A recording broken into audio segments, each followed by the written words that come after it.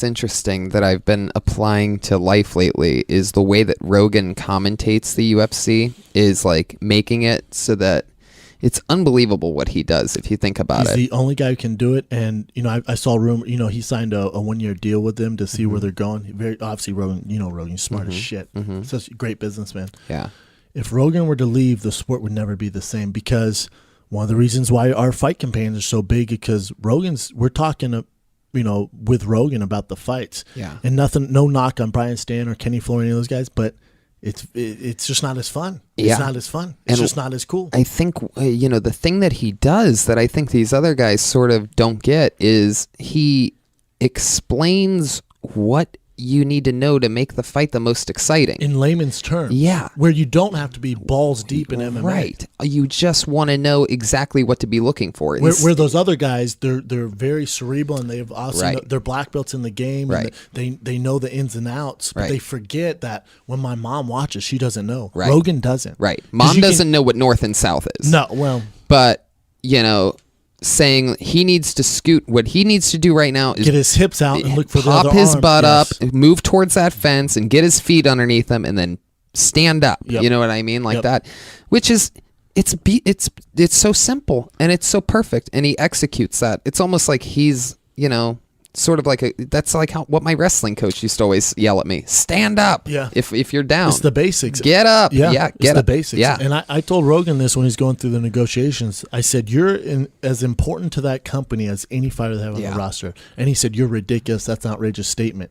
And he goes, you always exaggerate. I go, I don't, man. Mm-mm. You think I'm exaggerating. Right. I'm telling you from a guy who's balls deep in the game how much you mean to this to this company. Yeah. Never forget that, man. I told him multiple times starting 3 years ago that he should be running for president for 2016. I'm not kidding you. Well, now and Trump every won. time he's like, you're crazy, the stuff that I've said, the stuff that I've done, I wouldn't have, that's not how it works. And now, and I mean, and I've annoyed him with it so much. When Trump started running, I really made it a thing. Like, dude, you got to do it now. Just throw your hat in. This is back when he still could have done it.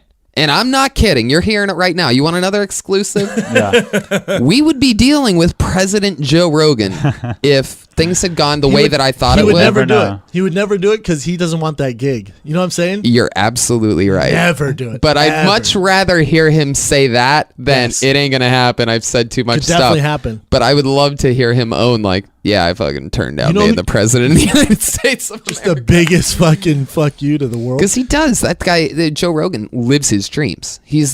Turns does whatever down, he wants. Yeah, he does whatever he wants. And he's good at whatever he wants to do. Yeah, he loves the UFC. Look, Jack Nicholson's a big fan of what? The Lakers, right? Spike Lee, the New York Knicks. Joe Rogan's just a huge UFC fan. He gets to sit next to his favorite sport with a headset on. Yeah. And talk about disconnected like Jack Nicholson and Spike Lee, gets to actually be a part of his favorite sport. And now I'll do you one better. He'll say, okay, well, I'm only going to do these certain pay-per-views. I got an idea. When I'm not doing them, why don't I get 3 of my best friends around? And then and we'll call it the fight campaign. Yeah. And we'll watch it. We'll drink beer, smoke weed, do whatever we want. Yeah. And it's the biggest mixed martial arts show of all time. Yeah. Not even close. Yep. Not even remotely close. Destroys everything. Yep. And I told you this the other night, one-on-one, and it was, and I'll repeat it for all the listeners, and that's the only show out of everything like on TV, except for maybe like the Comedy Central roast, which I've written for the last 6 Comedy Central roasts, but I haven't been on one yet. It's fucking crazy. But I just roasted the dog shit out of Snoop a couple weeks ago, so that's gonna be fun. But My that's not my for boy Comedy Michael Central. Rappaport texted me and was like, dude, your boy's with Tony, right? I'm like, yeah. He goes, he's killing it. Yeah. I'm like, yeah, that's what he fucking does. But maybe except for a Comedy Central roast, the only thing that I ever see in which I get jealous of other people being on is the fight companion. Right. I'm jealous of everybody, including Joe. Like, I'm just like, these guys are having too much fun. Yeah. Like, if I'm I'm like trying to figure out like a way to like House of Cards my way in. You know what I mean? Oh, Brian Callen had a flat tire. Hey, I'm Joe. I'm in the neighborhood. You guys doing anything? Yeah, Brian just dipped out. Anything going on? UFC 107's about to start. Weird. I'm there and I studied all my shit. I'm in the parking lot and deep in the valley. Well, really, obviously Joe and I know our shit when it comes to MMA. Yeah. You got Brian who's there for color, extra color. And then you got Eddie just balls deep in jiu-jitsu. So right. Just conspiracy theories. It's a crazy mix, man. And Brian doing the act outs on for the listeners. Fundamentals and critiquing the fighters. But I get jealous when I see that shit. Oh yeah, so Rogan, the best commentator, killer stand-up comedian, does everything right, takes the most dangerous openers on the road with him. He has to follow them. Diaz, people don't do that. Nobody does that. Louis doesn't do that. Burr doesn't do that. Nobody does that. He takes the most dangerous openers in the world. He pushes himself. Has Diaz, Shafir, me, Duncan, Kreischer, Freak, Segura. Yes. All these people are monsters from his camp. It's like a fight camp. Yeah.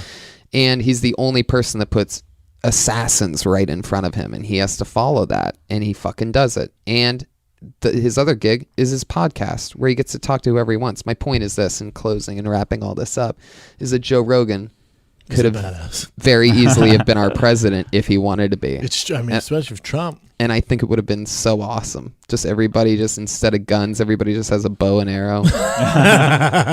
It'd solve a bunch of problems. I was watching the last UFC fight with McGregor, and I was trying to save money and illegally stream it onto the TV instead of buying the pay-per-view. And I found a stream, but it wasn't in English. So Rogan wasn't commentating, and everyone I was watching with were like, "No, we got to pay. We need Rogan to watch the fight." So that shows how important he is. He's super, super important. Yeah. Super important. Game changer. It's very rare. It's very rare to have those guys. There's been a couple times where I moved up a seat and sat in Joe Silva's seat, and there's a little headset there. You can throw on those headsets, and that's like. And once you try that, it's like some kind of like drug or something where you're like, I bet it's amazing. You need, that seat's going to be open now because this is Joe Silva's last month. Yeah, well. He got paid and said, they're going to have some William Morris clients sitting in front of me. Might be Conan O'Brien or some shit. Conan O'Brien's big ass fucking red head right in front of me. I can't see anything. Maybe Tony could do 5 minutes on Conan. Wow, look at that, Ari making dreams from 2007 come true. Yeah, I feel like he's past that. That's really what I'm into now. Sebastian just did it. Yeah, I know. Those guys are. Yeah, that's cool. I mean, Jesus, Ari. Sorry, didn't mean to offend anyone. Maybe we can open up in the belly room or something, man. One day. How did Sebastian just get roasted on this show out of nowhere? No, I think Conan's cool. No, I know. I love Conan. I love Conan too. Please. I did like his after show. I was like, my publicist came. They're like, Conan O'Brien. I'm like, dude, hell yeah, I'd love that. Yeah. Like, no, he is cool. You're going to be doing the after